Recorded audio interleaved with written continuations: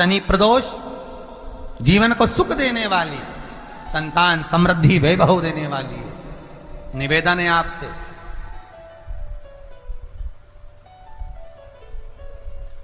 सूर्य अस्त का समय हो, प्रदोष का समय, प्रदोष काल शाम के समय पर कटोरी में सरसों का तेल ले लीजिए। शंकर के शिवलिंग पर किसी मंदिर में जाकर सरसों का तेल शिव पर चढ़ाएं। तेल चढ़ते समय शंकर के शिवलिंग पर त्रिपुंड बना दें। ये एक उंगली, चीटी उंगली के पास वाली उंगली शंकर। प्रदोष का दिन, प्रदोष काल का समय, भगवान शंकर प्रदोष के दिन, प्रदोष काल में अपने भक्तों के घर पर नंदी के कान में जो बोल कर जाता है, शिवजी नंदी पर बैठकर उस भक्त के दरवाजे पर उसका कल्याण करने के लिए प्रदोष के दिन, प्रदोष काल में पहुंचते हैं।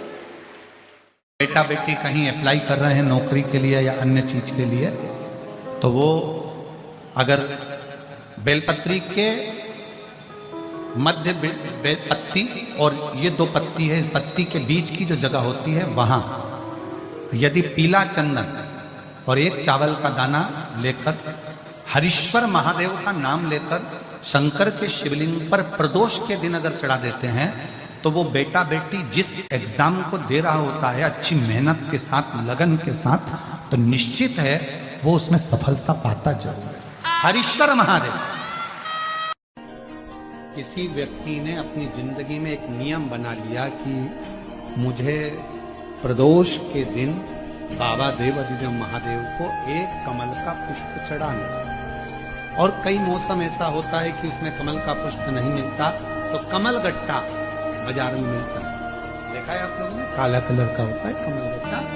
एक कमल का गट्टा भी यदि देवाधिदेव महादेव को, यदि कोई कितना भी दरिद्र है, कितना भी गरीब है, उसका कोई व्यापार नहीं, कोई व्यवसाय नहीं, कोई नौकरी नहीं, कोई चाकरी नहीं, कितना भी परिस्थिति से मारा हुआ व्यक्ति है, अगर उसने प्रदोष नियम बना लिया, प्रत्येक 12 महीने का मैं नियम लेता हूं और पूरे 24 प्रदोष मैं बाबा को कमल का, जिस समय पर कमल का पुष्प मिल जाए उस समय पर कमल का पुष्प चढ़ाओ, ना मिले तो कमल गट्टा चढ़ाओ। पर जिसने प्रदोष का नियम बना लिया, 1 साल पूरा नहीं होगा और मेरा बाबा उसका हाथ पकड़कर उसको मंजिल तक पहुंचाना पड़ा। कितना भी दरिद्र, सारी दुनिया में जाकर बोलिया है, जगह जगह जाकर प्रार्थना कर ली, निवेदन कर लिया, तो भी तुम्हारा अगर कोई काम ना बने, तब एक काम जरूर करना, एक बेलपत्र, एक शमी पत्र, एक कनेर का फूल देवाधिदेव महादेव को प्रत्येक प्रदोष के दिन शिवजी को जल चढ़ाकर समर्पित करना प्रारंभ कर दो। 2 या 3 प्रदोष निकलेगी, मेरा देवाधिदेव महादेव तुम्हारी झोली खुशियों से। शिव सप्त तीर्थ का बड़ा महत्व है। जिस नारी को 30 साल हो गए हों, बच्चे नहीं हों, और डॉक्टर ने कह दिया कि कोई बहुत बड़ी बीमारी किसी व्यक्ति को है, उस बीमारी का कोई हल, उस रोग का कोई हल नहीं दिख रहा, तो बैसाख महीने में शिव सप्त तीर्थ का एक अनुष्ठान अपने जीवन में जरूर करें। मट्टी के पात्र में जल भरना और मट्टी के पात्र में जल भरकर प्रतिदिन रोज 7 दिन का ये नियम होता है सप्ततीर्थ का। सप्ततीर्थ बस विराम जो है उसका प्रदोष के दिन होना चाहिए। और बैसाख के महीने में जब आप सप्ततीर्थ का अनुष्ठान करें, 1 घड़ा जल का रोज भरें प्रतिदिन, और 1 बेलपत्र, 1 शमी पत्र उस घड़े के नजदीक में कोई पात्र में अवश्य रखें। पात्र को, जो जल का घड़ा है, जल का पात्र है, उसको मट्टी के ही दीप से या कोई श्वेत वस्त्र जिसको मला गया हो, धोया गया हो, साफ हो, उस वस्त्र से ढक दें। एक दिन एक शिवालय में जाएं, शमी पत्र अशोक सुंदरी वाली जगह पर समर्पित करें और बेलपत्र जहां आप खड़े हैं उधर से डंडी का भाग आपकी ओर हो। फिर जो मिट्टी के पात्र में जल है वो भगवान शंकर को अपनी कामना कर कर शिव जी को समर्पित कर दो। संतान के लिए कर रहे हो तो वहीं से जल को एक कटोरी में, एक पात्र में झेल लीजिए। उस जल का आधा भाग नंदी के पास बैठकर आप ग्रहण कर लो, आधा भाग अपने पति को देना प्रारंभ कर दो। कोई रोग के लिए कर रहे हो, किसी बीमारी के लिए कर रहे हो तो वो जल आप अपने घर की देहली में प्रवेश करने के पहले अपने मुख में उसको ग्रहण कर लो। एक दिन में एक शिवालय, दूसरे दिन दूसरा शिवालय, तीसरे दिन तीसरा शिवालय। अगर अपने नगर में, अपने गांव में, अपने क्षेत्र में 7 शंकर के मंदिर नहीं हो, यदि अपने गांव में, अपने नगर में, अपने क्षेत्र में 7 शंकर के शिवालय नहीं हो तो मिट्टी का शिवलिंग बनाकर उस पे चढ़ाओ, पर रोज एक शिवालय अलग होना चाहिए। प्रदोष के दिन जब आप इस सप्ततीर्थ का विराम करेंगे उस समय पर जल, जब प्रदोष काल आए, प्रदोष काल का जब समय हो जल चढ़ाओ सुबह, और प्रदोष काल का जब समय हो उस जल का पान उस प्रदोष काल में कर लेना। प्रदोष काल में उस जल को शंकर का पंचाक्षर मंत्र नमः शिवाय, षडाक्षर मंत्र ओम नमः शिवाय या श्री शिवाय नमस्तुभ्यम बोलकर प्रदोष काल में उस जल का पान कर लें। बाबा को प्रार्थना करें, शिव से विनय करें। ये नियम केवल बैसाख के महीने में होता है, इसको बाकी के महीने में नहीं किया जाता है, इसको बाकी के महीने में नहीं करते। शिव सप्त तीर्थ का बड़ा महत्व है, तो बैसाख महीने में शिव सप्त तीर्थ का एक अनुष्ठान अपने जीवन में जरूर करें। मिट्टी के पात्र में जल भरना और मिट्टी के पात्र में जल भरकर प्रतिदिन रोज 7 दिन का ये नियम होता है सप्ततीर्थ का। सप्ततीर्थ बस विराम जो है उसका प्रदोष के दिन होना चाहिए। और बैसाख के महीने में जब आप सप्ततीर्थ का अनुष्ठान करें, 1 घड़ा जल का रोज भरें प्रतिदिन, और 1 बेलपत्र, 1 शमी पत्र उस घड़े के नजदीक में कोई पात्र में अवश्य रखें। पात्र को, जो जल का घड़ा है, जल का पात्र है, उसको मिट्टी के ही दीप से या कोई श्वेत वस्त्र जिसको मला गया हो, धोया गया हो, साफ हो, उस वस्त्र से ढक दें। एक दिन एक शिवालय में जाएं, शमी पत्र अशोक सुंदरी वाली जगह पर समर्पित करें। अशोक सुंदरी की जगह जानते हो ना आप लोग? अशोक सुंदरी की जगह पर शमी पत्र समर्पित करें। बेलपत्र जहां आप खड़े हैं उधर से डंडी का भाग आपकी ओर हो और बेलपत्र शिव जी को समर्पित करा जाए। फिर जो मिट्टी के पात्र में जल है वो भगवान शंकर को अपनी कामना कर कर शिव जी को समर्पित कर दो। संतान के लिए कर रहे हो तो वहीं से जल को एक कटोरी में, एक पात्र में झेल लीजिए। उस जल का आधा भाग नंदी के पास बैठकर आप ग्रहण कर लो, आधा भाग अपने पति को देना प्रारंभ कर दो। कोई रोग के लिए कर रहे हो, किसी बीमारी के लिए कर रहे हो तो वो जल आप अपने घर की देहली में प्रवेश करने के पहले अपने मुख में उसको ग्रहण कर लें। एक दिन में एक शिवालय, दूसरे दिन दूसरा शिवालय, तीसरे दिन तीसरा शिवालय।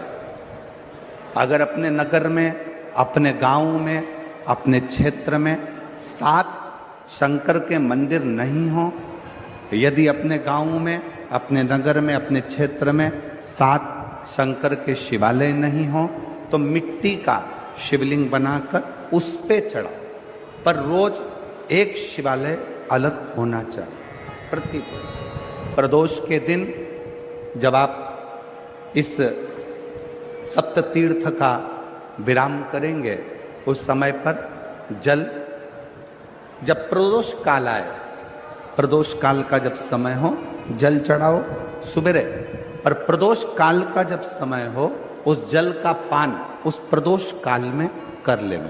प्रदोष को जो प्रदोष काल में उस जल को शंकर का पंचाक्षर मंत्र नमः शिवाय, षडाक्षर मंत्र ओम नमः शिवाय या श्री शिवाय नमस्तुभ्यम बोलकर प्रदोष काल में उस जल का पान करें। बाबा को प्रार्थना करें, शिव से विनय करें। ये नियम केवल बैसाख के महीने में होता है, इसको बाकी के महीने में नहीं किया जाता है। इसको बाकी के महीने में नहीं करते, केवल बैसाख। घर में 3 लोगों का आना अत्यंत शुभ माना जाता है। समय समय पर यदि इनके चरण आपके घर में पड़ते रहें तो उस घर में दरिद्रता कभी टिक नहीं पाती। पहला, दामाद का आना। दामाद को लक्ष्मी का स्वरूप माना गया है। उनका घर में प्रवेश होना सौभाग्य का संकेत होता है। दूसरा, भांजा या भांजी का आना। भांजा भांजी का आगमन घर में खुशी, प्रेम और सकारात्मक ऊर्जा लाता है। तीसरा, बेटी का आना। बेटी का घर आना साक्षात लक्ष्मी का आगमन माना गया है। जिस घर में बेटी बार बार आती है वहां कभी अभाव नहीं रहता। जब भी ये तीनों आपके घर आएं तो उन्हें खाली हाथ विदा कभी न करें। यथाशक्ति कोई वस्तु, नेग या धन देकर ही विदाई करें। ऐसा करने से घर में बरकत बनी रहे। जो बच्चे चिड़चिड़े होते हैं, चाहे घर में बेटे हों, बहुएं हों, सास हो, ससुर हो, जरा जरा सी बात में क्रोध आ जाता हो, बोलने का भान नहीं रह पाता हो, शब्दों के बाण चलते हो, प्रदोष के दिन, प्रदोष काल में बेलपत्री के पेड़ के नीचे एक जो पत्ता आपके पास में हो, पान का मिल जाए तो पान का, पीपल का मिल जाए तो पीपल। प्रदोष का दिन, प्रदोष काल का समय, भगवान शंकर प्रदोष के दिन, प्रदोष काल में अपने भक्तों के घर पर नंदी के कान में जो बोल कर जाता है, शिवजी नंदी पर बैठकर उस भक्त के दरवाजे पर उसका कल्याण करने के लिए प्रदोष के दिन, प्रदोष काल में पहुंचते हैं। शनि प्रदोष के दिन जिस भाव से हम शिव से जो कहते हैं, मेरा देव अधिदेव महादेव हमारी झोली में वही डाल देता है। घर में कितनी बार आरती करते हो आप लोग? जम के बोलो जरा, जम के। 2 बार, एक सुबह एक शाम।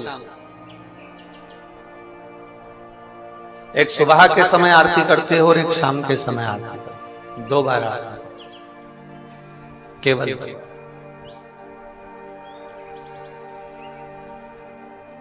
अब 2 बार आरती करने में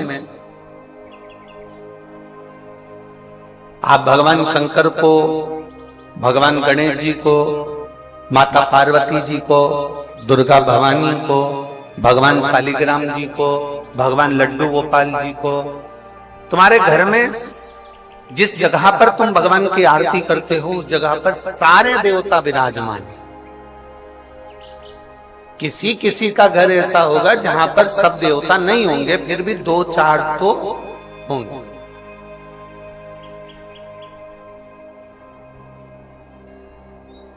फिर भी 2-4 तो होंगे।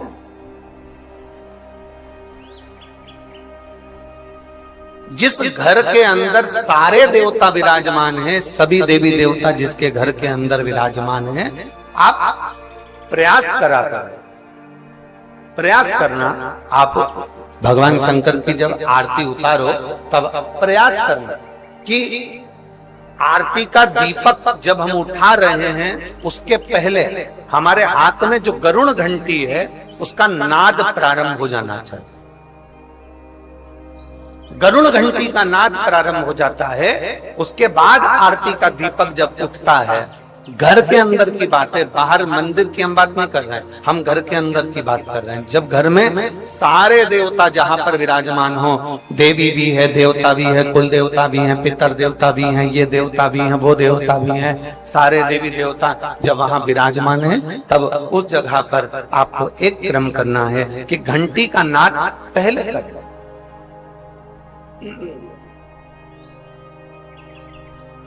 कारण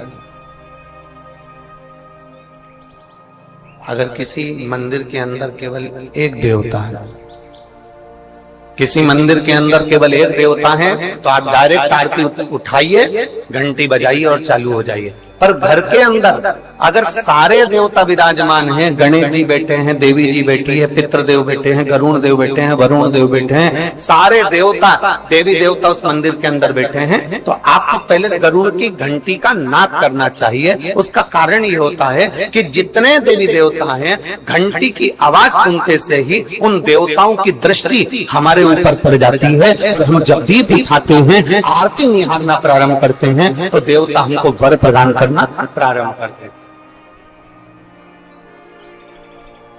वो देवता हमें वर प्रदान करना प्रारंभ कर देते हैं। आप किसी भी मंदिर के अंदर प्रवेश कर रहे हैं, आप किसी भी मंदिर के अंदर जा रहे हैं, छोटे छोटे बच्चे उस मंदिर में दर्शन करने आ रहे हैं, छोटे छोटे बच्चे उस मंदिर में पूजन करने आ रहे हैं। बोलो, आप लोगों ने दर्शन करे ऐसा कि छोटे छोटे बच्चे आपके आसपास में जो शिवालय हैं, देवालय